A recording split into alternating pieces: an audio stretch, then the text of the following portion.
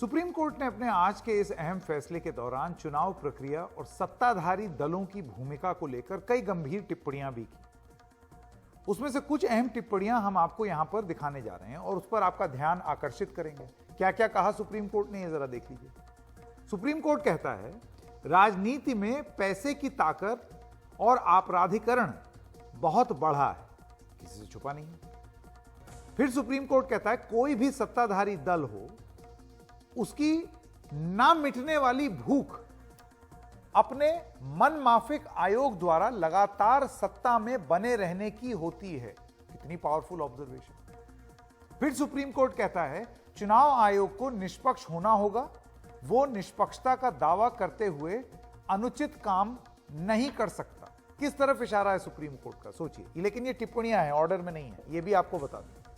चुनाव आयोग स्वतंत्र और निष्पक्ष तरीके से काम करने को बाध्य है। चुनाव प्रक्रिया का लंबे समय तक लगातार दुरुपयोग लोकतंत्र को कब्र की ओर ले जाने का रास्ता है, सुप्रीम कोर्ट कह रहा है। लोकतंत्र लोगों की ताकत के साथ पूरी तरह गुंथा हुआ है। जो व्यक्ति खुद को नियुक्त करने वाले के प्रति अत्यंत कृतज्ञ और बाध्य हो, वो राष्ट्र की उम्मीदें पूरी नहीं कर सकता।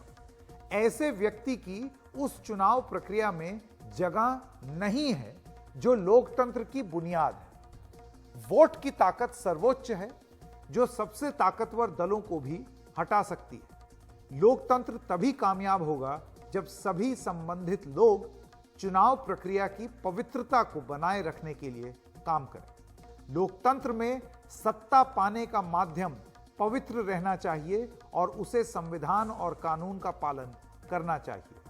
और एक टिप्पणी मीडिया के लिए भी है। मीडिया के एक बड़े धड़े ने अपनी भूमिका त्याग दी है और वो पक्षपाती हो गया है।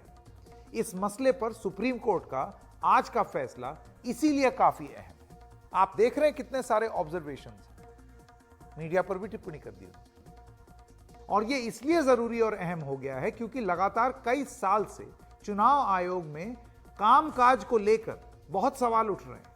जैसे पिछले 4-5 साल में तो कुछ मसले जो उठे हैं वो हम आपको जरा स्क्रीन पर दिखा देते हैं। नंबर 1, अक्टूबर 2018 प्रधानमंत्री की रैली के कारण राज्यों के चुनाव कार्यक्रम के ऐलान में देरी का आरोप। अजमेर में दोपहर 1 बजे प्रधानमंत्री की रैली के कारण प्रेस कॉन्फ्रेंस का समय 12 से 3 बजे करने का आरोप।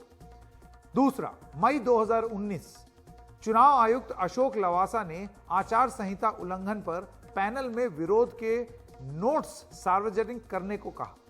चुनाव आयोग का विरोध से जुड़े नोट्स सार्वजनिक करने से इनकार हो गया कि नहीं, हम नहीं करेंगे। लवासा, अशोक लवासा जो हैं वो आचार संहिता के उल्लंघन के मामले से अलग हट गए। लवासा ने आचार संहिता यानी कि मॉडल कोड ऑफ कंडक्ट पर प्रधानमंत्री मोदी और गृह मंत्री अमित शाह को क्लीन चिट का विरोध किया था कि मैं क्लीन चिट नहीं देता, और वो चाहते थे ये नोट्स पब्लिक हों, लेकिन वो हुए नहीं। तो ये एक मामला हुआ। तीसरा मामला, नवंबर 2022 में अरुण गोयल को बड़ी ही तेजी से, अभी थोड़ी देर पहले भी हमने आपको बताया था, चुनाव आयुक्त बनाने पर सवाल उठे। अरुण गोयल की नियुक्ति की पूरी प्रक्रिया सरकार ने 24 घंटे के अंदर पूरी कर ली, इतनी रिकॉर्ड स्पीड पर। आज सुप्रीम कोर्ट ने भी यह बात जाहिर की। अगली जनवरी 2023 में, यानी कि अभी इसी साल, विपक्षी दलों ने रिमोट वोटिंग मशीन की जरूरत को लेकर चुनाव आयोग पर सवाल उठाए। और फरवरी 2023 में, यानी कि अभी पिछले ही महीने, चुनाव आयोग ने शिवसेना का नाम और निशान दोनों शिंदे गुट को दिया। उद्धव गुट और कई विपक्षी दलों ने चुनाव आयोग के फैसले पर सवाल खड़े किए। ये तो महज हाल है, और आप देख रहे हैं कि ये जो फिलहाल के जो कुछ मुद्दे हैं और विवाद हैं वो सामने हमने रखे हैं। इससे पहले और भी आरोप लगे। कई बार तमाम आरोपों का सामना चुनाव आयोग करता रहा है।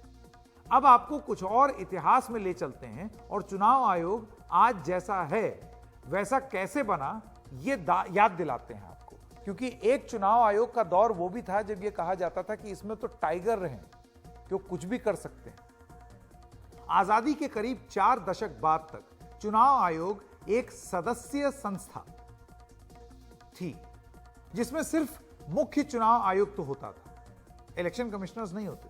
सन 89 में लोकसभा के चुनावों से पहले राजीव गांधी ने तत्कालीन मुख्य चुनाव आयुक्त पेरी शास्त्री के साथ अपने मतभेदों के चलते, और ये इतिहास है जिसके बारे में लगातार टिप्पणी होती रहती है, एक अधिसूचना के जरिए चुनाव आयोग में 2 पद और बना दिए, इलेक्शन कमिश्नर्स। लेकिन कांग्रेस के चुनाव हारते ही वीपी सिंह की संयुक्त मोर्चा सरकार ने उस अधिसूचना को खारिज कर दिया। सन 91 में वीपी सिंह सरकार ने कानून में एक संशोधन के जरिए मुख्य चुनाव आयुक्त का दर्जा सुप्रीम कोर्ट के जज के बराबर कर दिया और 2 चुनाव आयुक्तों की नियुक्ति का प्रावधान किया जिनका दर्जा हाई कोर्ट के जज के बराबर है।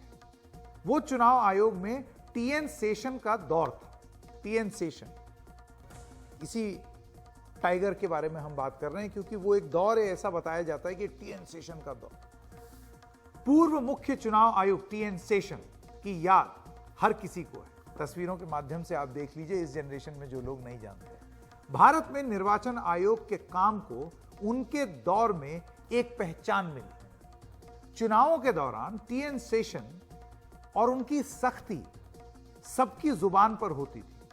पक्ष हो या विपक्ष, हर पार्टी चुनावों के दौरान उनकी सख्ती को नजरअंदाज नहीं कर सकती थी। उनकी नियुक्ति के करीब 3 साल बाद अक्टूबर 93 में तत्कालीन नरसिम्हा राव सरकार ने निर्वाचन आयोग को 3 सदस्यों का बनाने का ऐलान किया।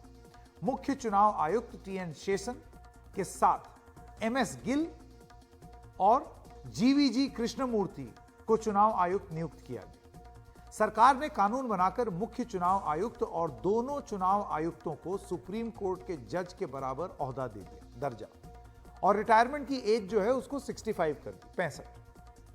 उन कानून के बाद तीनों के फैसले लेने की शक्ति बराबर हो गई और यह माना गया कि अगर किसी मुद्दे पर विचार भिन्न हुए तो बहुमत के विचार को माना जाएगा। टीएन शेषन ने तब सुप्रीम कोर्ट का रुख किया था और यह दलील दी थी कि उनकी शक्तियों को कम करने की सरकार की ये जो कोशिश है वो ठीक नहीं है।